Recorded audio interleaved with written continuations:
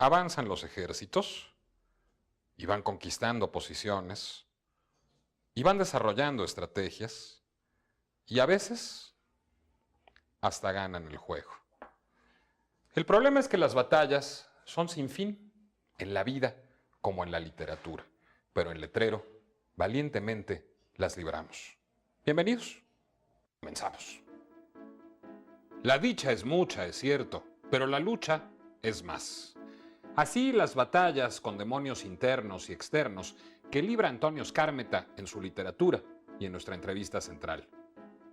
En nuestra instantánea, Ricardo Cayuela nos muestra la lucha del escritor, la del editor y la que a veces sostienen el uno contra el otro. En nuestra pieza final, el arquitecto y diseñador industrial Bernardo Gómez Pimienta logra algo que solo hizo antes José Gorostiza, dar forma al agua. En nuestro texto gestual, sin novedad en el frente, a no ser, claro, la que ofrende el actor Luis Ernesto Verdín a Erich María Remarque. Batallas también se libran en nuestros reportajes. Desde ambos lados de las trincheras, reporta Tania Huntington sobre la influencia estadounidense en la literatura mexicana. Batalla en el desierto, tratar de hacer un elogio original y pertinente de José Emilio Pacheco. Quien se lanza a esta aventura es José Ramón Ruiz Sánchez. Y batalla, sin cuartel, sin fin acaso, la que describe La breve historia del infinito de Paolo Cellini y la que describe Diego Rabasa hablando de este libro. Esto es Letrero. A sus armas.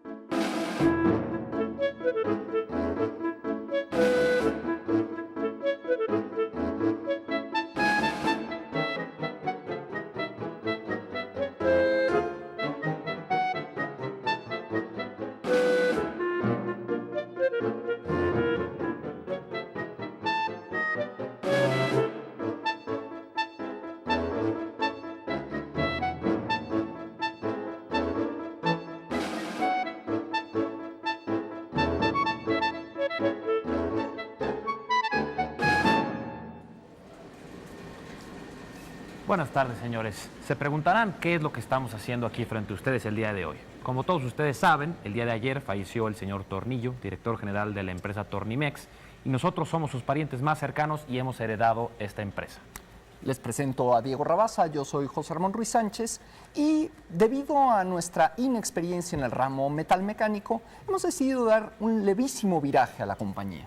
Así es, ahora hemos cerrado toda la cadena de producción de tornillos y la dedicaremos al fascinante y muy parecido mundo de los libros. No, señores, no se inquieten. Aquí tenemos para explicarles todo lo que necesitan saber a Tania Huntington.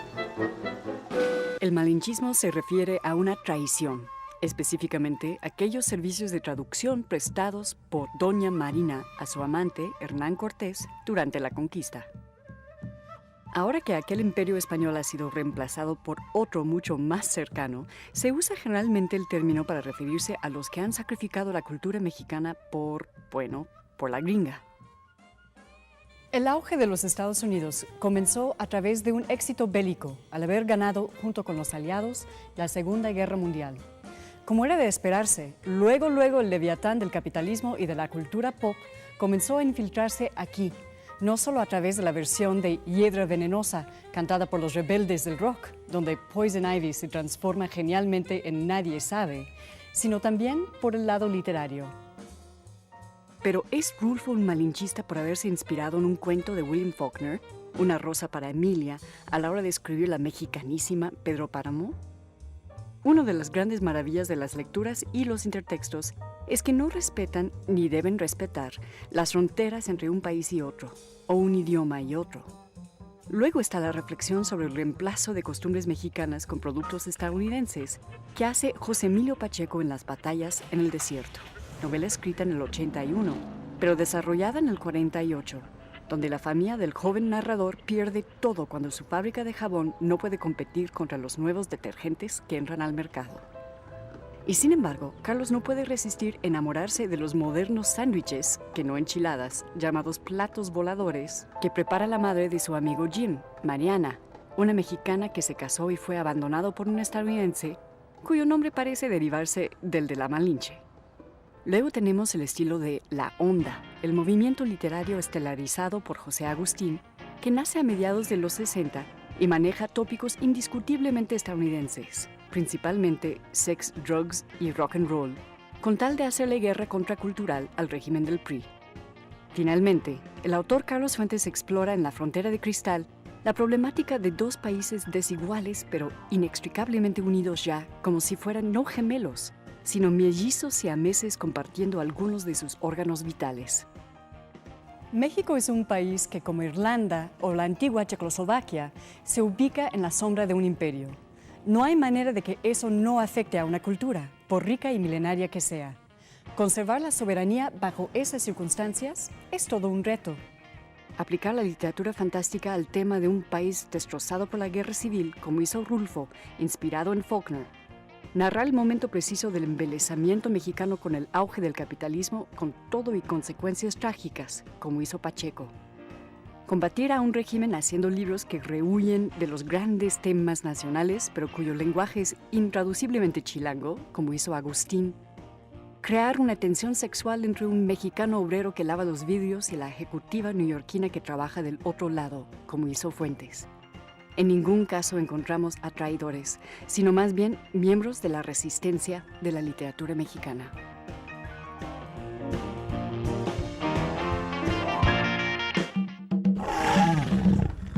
Nos subimos al autobús y ocupamos los asientos.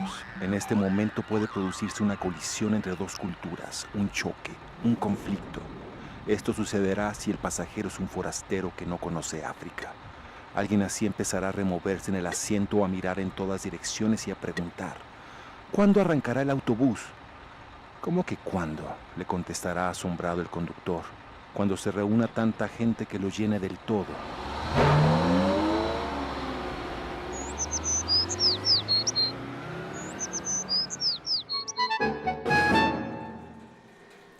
La mecánica esencial del pasado de página es muy parecida a la del tornillo, a la de la tuerca. Entonces creo que muy rápidamente sus habilidades en el torno, estas capacidades de trabajar con piececitas, nos ayudarán a tener los mejores libros. Así es, como decía el maestro Henry James, pasar una página es como dar una pequeña vuelta de tuerca y encontrarse con un universo completamente diferente.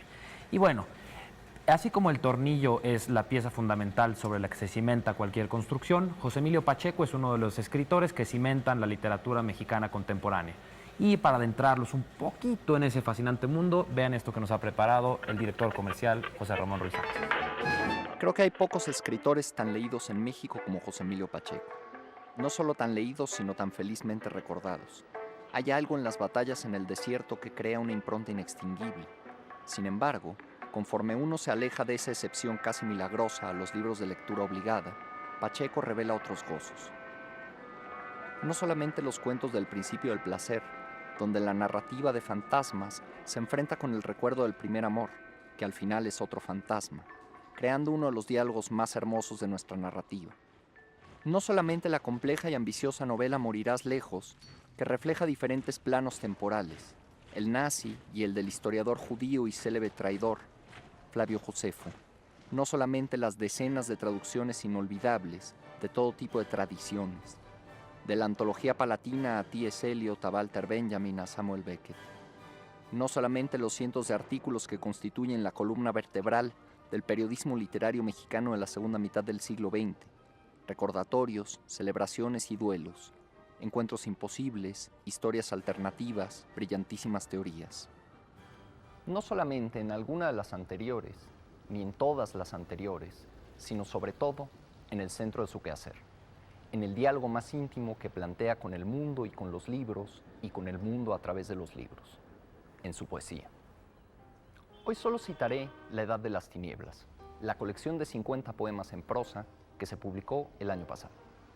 Nadie de fuera puede reconocerla porque no tiene olor. Únicamente los de aquí sabemos hallar dorsas. Su aroma a nada nos acompaña desde la cuna. En la poesía de José Emilio Pacheco aparece la cosa, una flor modesta y urbana, un insecto, un quinqué, los pájaros de los bosques de Maryland. Y la cosa es siempre su esplendor en la palabra exacta, y casi de inmediato aquello que modifica a quien observa, que lo convierte al mismo tiempo en parte del parque, los muros, la ciudad y de la historia irrepetible y al mismo tiempo cíclica del mundo. Desde su pequeñez omnipotente, los ácaros nos vejan, nos humillan, hacen de nosotros lo que quieren. Mientras nos afanamos todo el día en labores sin mérito, ellos reposan, juegan y copulan. Cuando la oscuridad desciende, los ácaros abandonan libros, alfombras, colchones y almohadas para cebarse en nuestros cuerpos y reducirnos a la condición de perros sarnosos. José Emilio se da cuenta que la metamorfosis es innecesaria, porque antes de contarse ya ha sucedido. En su poesía, todo es nuevo, pero también todo es historia. Su poesía es precisamente el brillo de esa contradicción. Sí, señor, dígame, lo escucho. Sí, heredamos la compañía de tornillos, efectivamente. Pero ¿cómo? ¿Todavía no ve la relación entre el mundo de los tornillos y de la literatura? Es clarísimo. A ver. Mire, creo que un ejemplo le puede ayudar a clarificar el asunto. Vamos con el arquitecto Bernardo Gómez Pimienta, que nos demuestra cómo la poesía y la arquitectura se unen como un tornillo y una tuerca en amores. Bernardo Gómez Pimienta, arquitecto.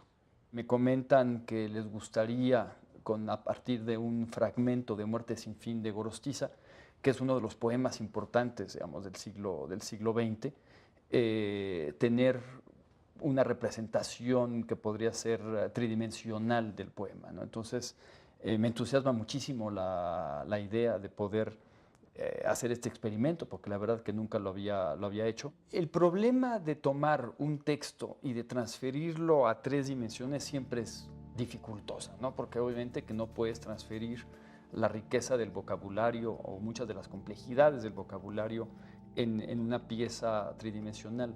Pero era empezar a tomar algunas de las palabras, tomar parte del significado del poema donde habla de este vacío que es la muerte, y a partir de eso empezar a trabajar, ¿no? Entonces algunas imágenes que tienen que ver con el mar, que tienen que ver con la sal, que tienen que ver con el agua, que tienen que ver con este vacío.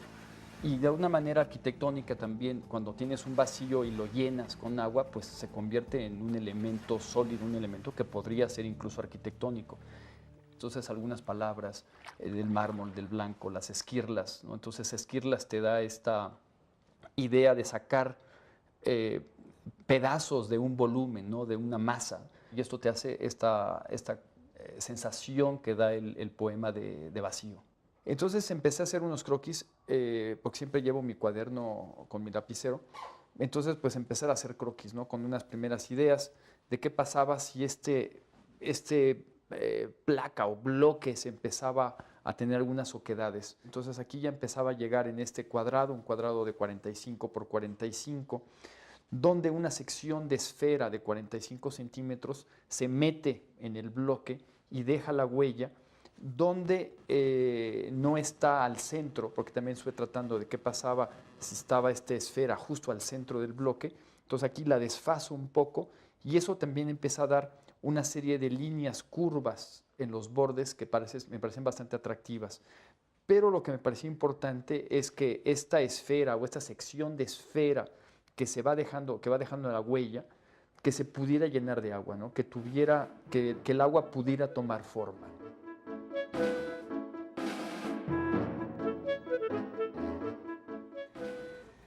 Señor, sí. No necesariamente serán libros sobre tornillos los que haremos. Y mire, para ilustrarle un poco más el proceso que se lleva a cabo en... Sí, mire, si no le ha quedado del todo claro, déjeme explicarle un poco. Por supuesto que habrá una ligera reconversión en el perfil de las personas que buscamos. Lo que es el ingeniero para la planta de la construcción es el editor para el mundo de los libros. Le voy a mostrar al editor de la revista Letras Libres para ejemplificarle un poco esta situación. Ricardo Cayuela.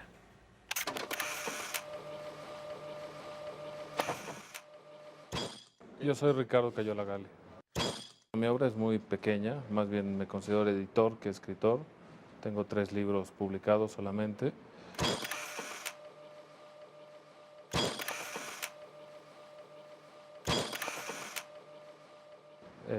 No creo en las obras maestras, ni en las torres de marfil, ni en la posteridad. Creo en el aquí, en el ahora y en hacer un servicio al presente.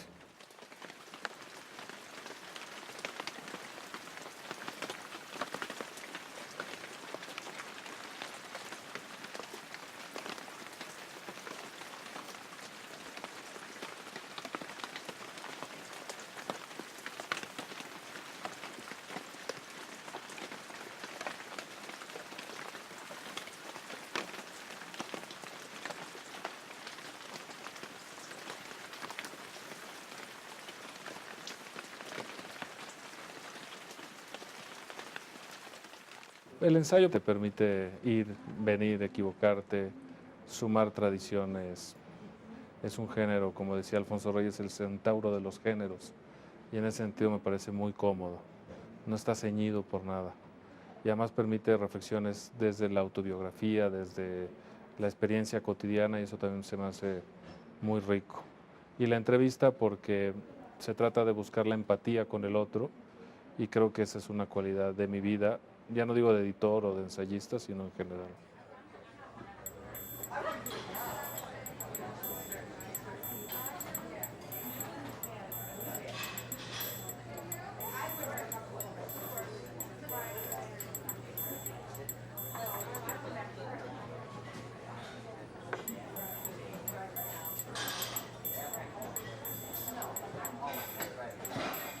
Quiero apostar por la verdad, me parece indispensable, y más en un país de mentirosos y de cínicos. Un editor es alguien que está tras bambalinas organizando una conversación, coordinando una conversación, provocando una conversación. Es el que le da la animación a la sobremesa de la cultura. Veo la cultura como un diálogo con los libros, el pensamiento y las historias de los otros. Y en ese sentido, no me imagino escribir algo sin antes haber sido un lector. Leer es como descifrar el sentido del mundo, es dialogar con otras épocas, con otras ideas, con otras concepciones. Es profundizar en lo que uno mismo va haciendo. Por ejemplo, todos nos enamoramos, todos tenemos fracasos, todos tenemos amigos. Si a eso le sumamos una lectura, algo que le dé densidad, que profundice, pues nos enamoramos más intensamente, tenemos mejores amigos, soportamos mejor los fracasos. También me parece indispensable la lectura para escapar de la circunstancia, del aquí y del ahora, para relativizar los problemas, para poner en perspectiva las cosas que nos pasan, para entender lo que han sido otros y ser con ellos también, ¿no?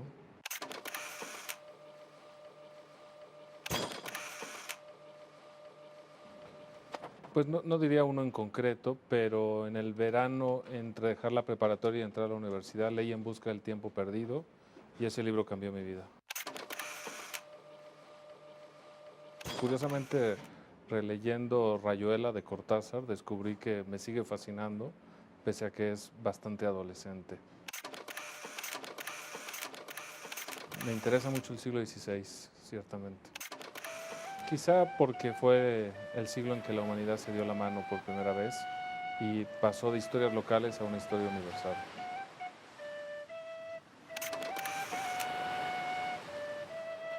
Nací en una familia liberal, tolerante, culta, con una buena biblioteca que heredé de mis abuelos, y eso ya es, yo creo, un gran apoyo.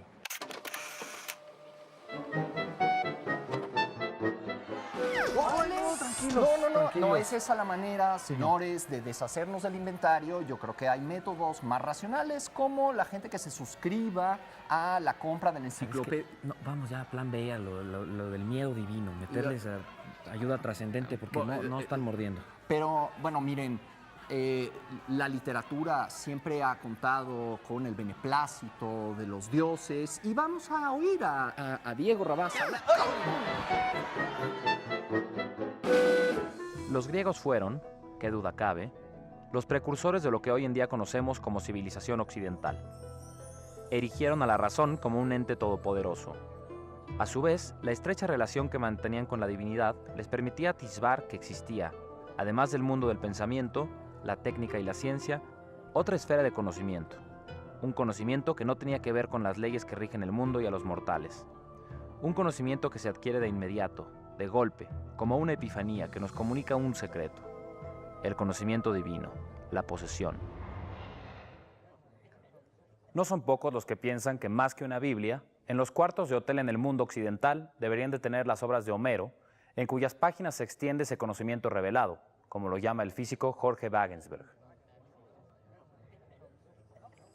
Los dioses, sin embargo, han dejado de figurar dentro de la imagen del universo que el hombre moderno se ha trazado. Esto no quiere decir que nos hayan abandonado por completo. No. De vez en vez, vienen unas eventuales sacudidas de la memoria que golpean a una civilización en la relación con su pasado, como dice el maestro Roberto Calazo en La literatura y los dioses. Así, escritores como Nietzsche, quien llegó tan lejos en esta integración con la divinidad como para firmar cartas bajo el nombre de Dionisio, o Hölderlin, tuvieron acceso al instante de revelación mediante el cual los dioses deciden entrar en contacto con los hombres. Y la literatura, durante buena parte de los siglos que precedieron a la modernidad, lo que con mucha sorna Calazo llama ese pequeño periodo entre el Paleolítico y la Revolución Industrial, fue uno de los recipientes mediante el cual los dioses siguieron circulando entre nosotros. Concentrando a dichas potencias a través de la lectura, los dioses lograron sobrevivir etapas en las que solo los intelectuales pedantes y sofisticados los invocaban como un mero acto de pretensión social, como lo relata Charles Baudelaire en L'École Païenne. Incluso dentro de la literatura, los dioses son hoy más escurridizos que nunca. La pintura ha dejado de ser una ventana y la música los esquiva de manera cada vez más efectiva. Y sin embargo, los relatos de aquellos que fueron visitados permanecen sellados en obras imperecederas. A reserva, claro, de los miles de momentos en que nuestros ojos inexpertos y miopes no logran atisbar su clara presencia, los dioses están ahí, en los testimonios de los iniciados, de algunos elegidos. Presencia que Ezra Pound no ignoraba cuando decía que, no habiendo encontrado nunca una metáfora suficientemente adecuada para ciertos colores emotivos, afirmo que los dioses existen. Remata Calazo. Escritor es aquel que ve esos motivos. No se me enrosquen con las preguntas. Yo creo que ya hubo bastante duda, bastante, digamos que diálogo. Yo creo que... La decisión está tomada. Esta empresa de tornillos se convertirá en una empresa de libros. No, tranquilos. Miren, ¿por qué no nos tomamos un descanso? Vamos un corte y de regreso les tenemos un espectáculo padrísimo. Sin novedad en el frente de Remarque, interpretado por Luis Ernesto Verdi. Muy bien.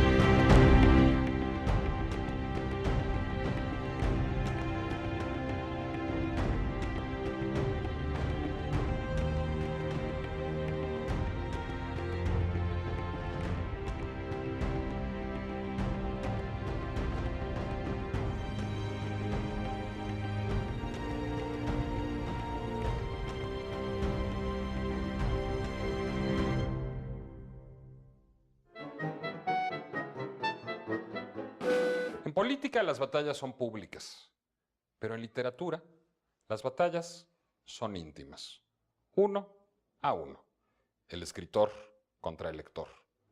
Que si lo sabrá Antonio Skármeta.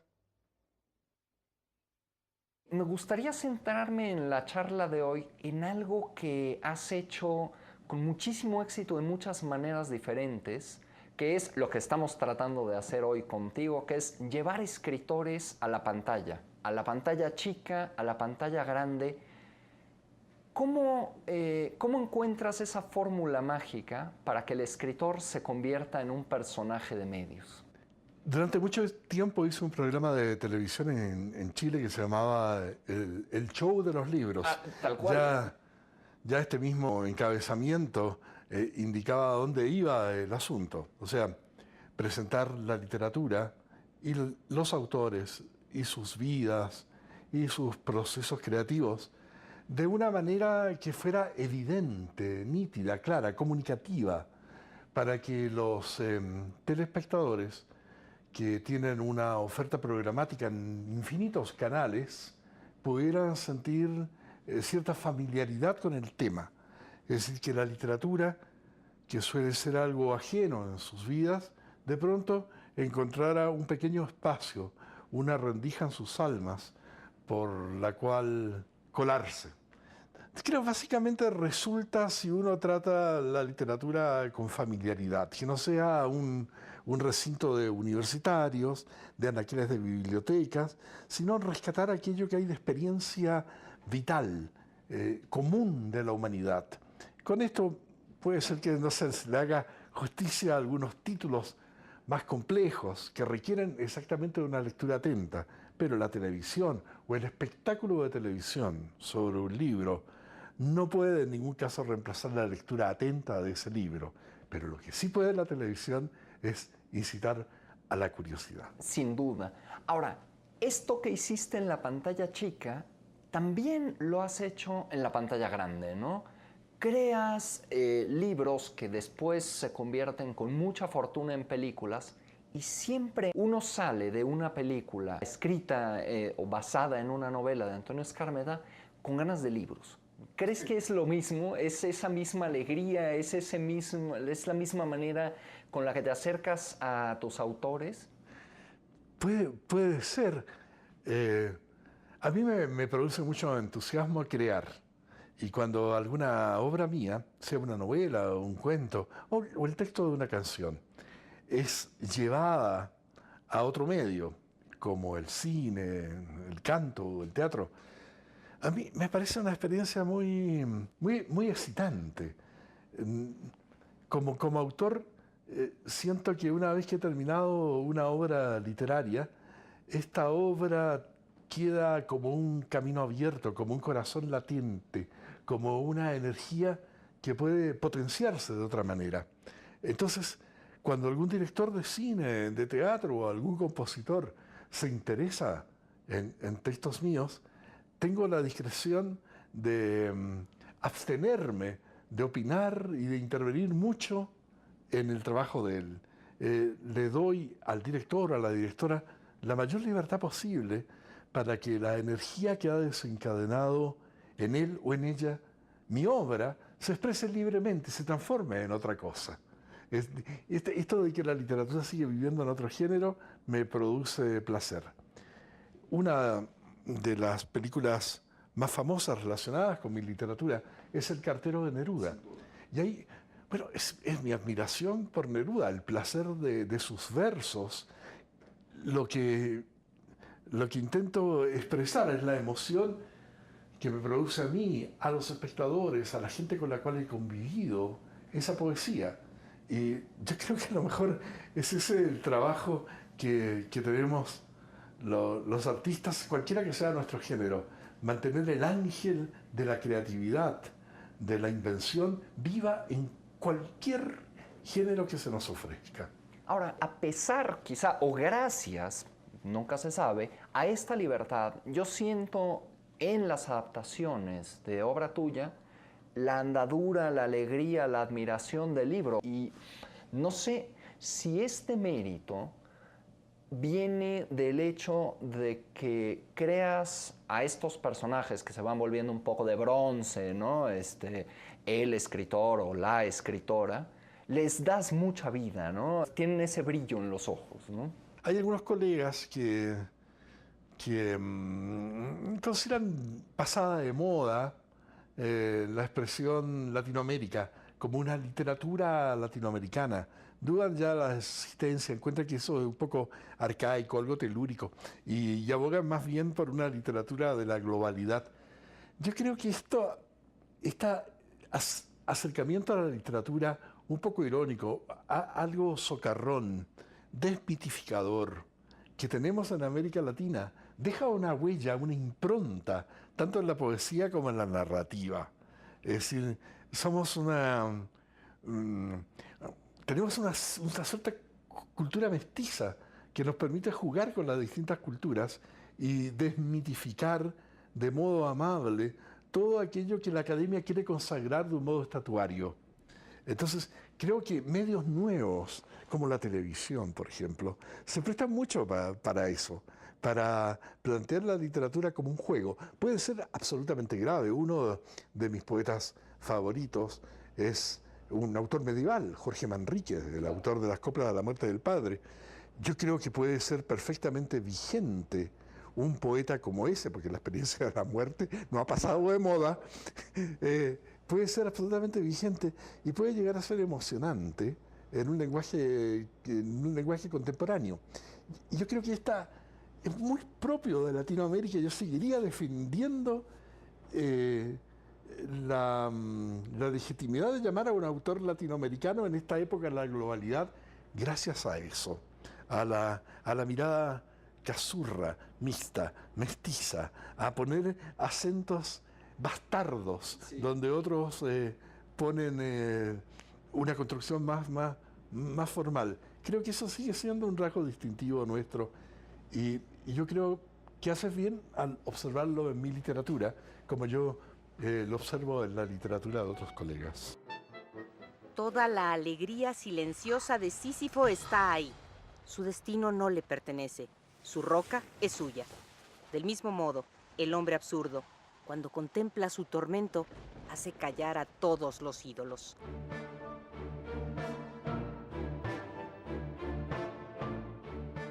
Después aquí también parte del poema, ¿no? Con algunas, aunque son fragmentos, con algunas palabras que me empiezan a llamar la atención.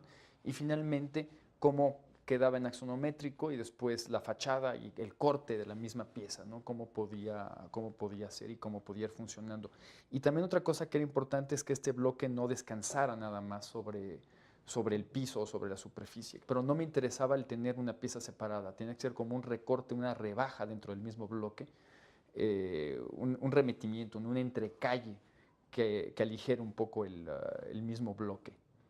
Entonces, después de esto, y más teniendo la dimensión del objeto que me interesaba, en ese momento ya lo pasamos a dibujo de computadora. Entonces aquí ya tenemos dibujos ya arquitectónicos en plantas, representaciones ortogonales o proyecciones ortogonales en planta y en alzado, y cada una de estas rebanadas con estas secciones de la esfera que te va marcando y con la parte de la entrecalle que existe y que hace que también que el bloque no descanse directamente sobre la cubierta, ¿no? En algunos casos empieza a ser distancias relativamente cortas y frágiles porque hay poco material, en otras son mucho más sólidas. Y aquí empezamos a ver exactamente las intersecciones, cómo quedan las alturas, cómo se mete esta esfera de este volumen de mármol y a partir de eso cómo debería de verse, ¿no? En este caso es un mármol de Puebla, y también no todos los mármoles se consiguen en bloque, entonces también hay que ver qué hay en existencia. Y ya que tenemos ese bloque, el marmolero lo va a empezar a vaciar.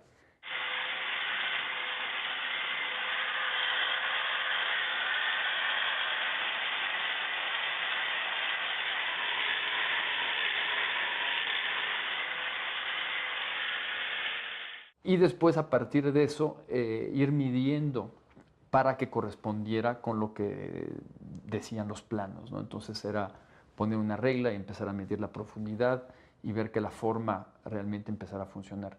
Entonces la exactitud, al darle cortes cada 5 centímetros, permites que puedes revisar sobre la pieza si es exactamente igual que el dibujo. Entonces al final acaba siendo exactamente igual.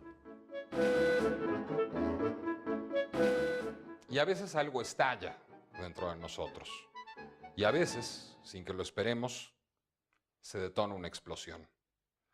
Veamos cómo siguen esos hermosos estallidos en la literatura de Antonio Skármeta.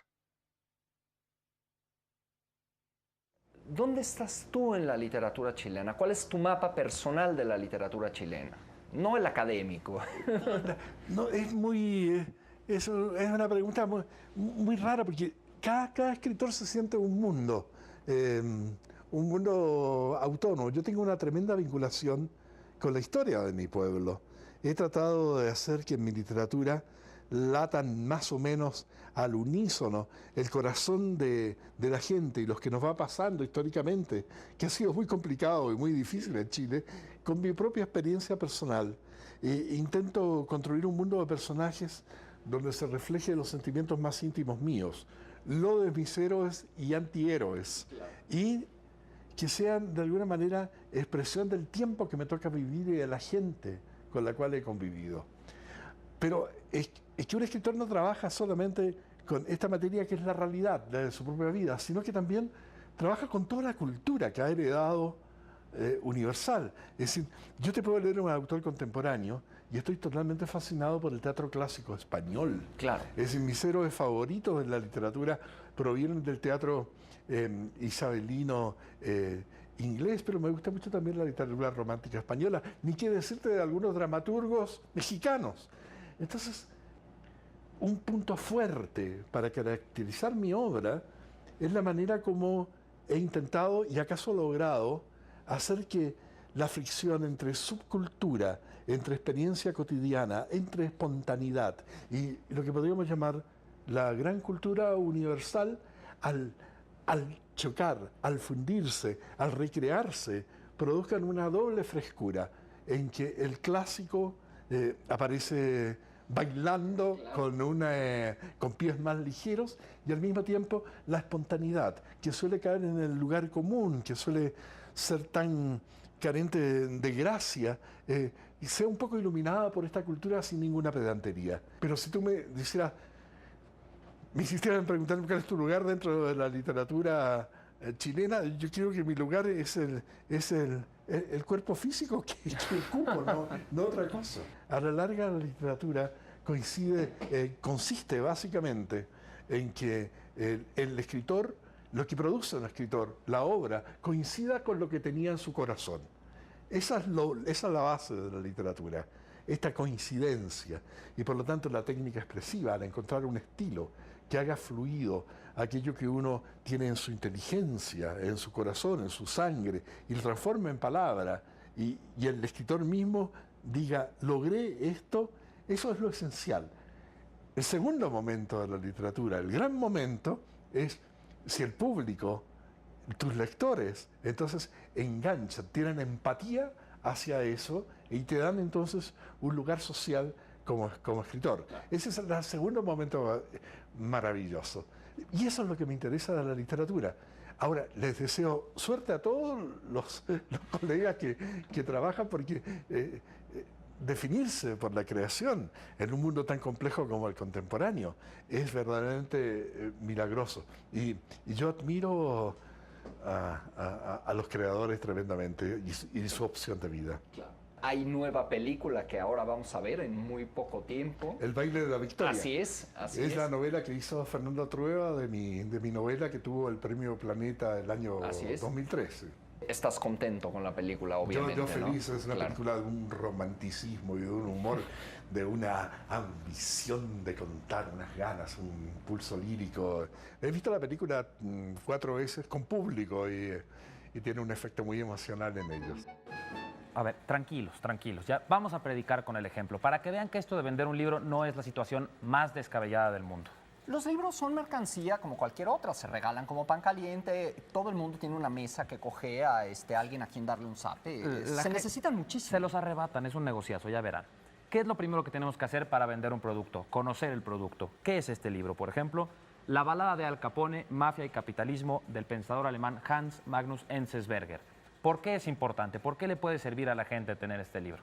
Bueno, porque es la historia de los Estados Unidos de los años 20, una historia sobre la que se ha escrito muchísimo, por Al Capone, por la prohibición del alcohol, etcétera, etcétera.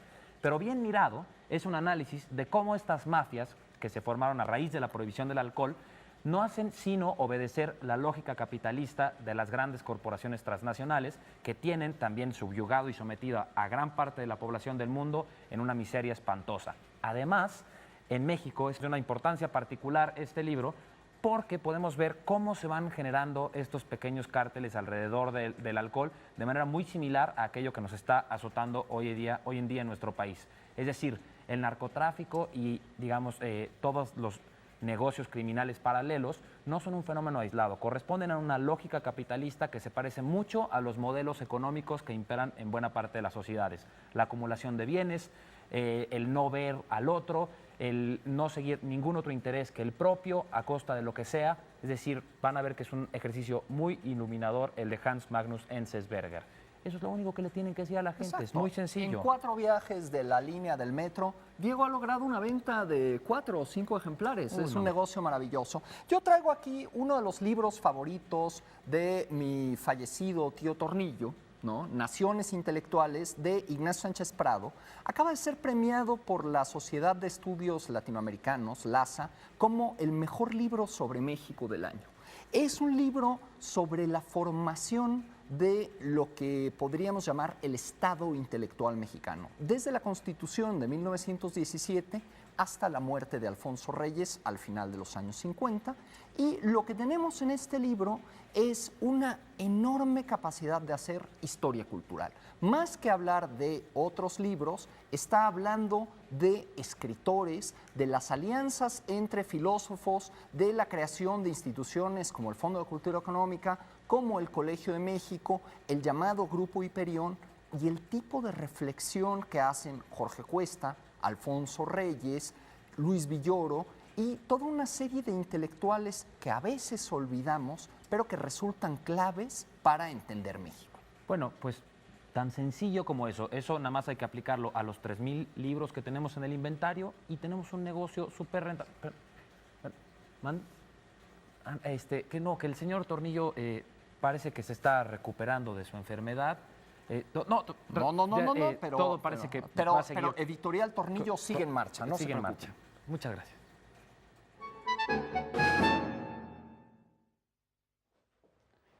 Bueno, finalmente aquí está la pieza. Espero que les guste y lo que es más importante, que le encuentren alguna similitud o una relación con el poema de Muerte sin fin, que es la excusa para poder hacerla, ¿no?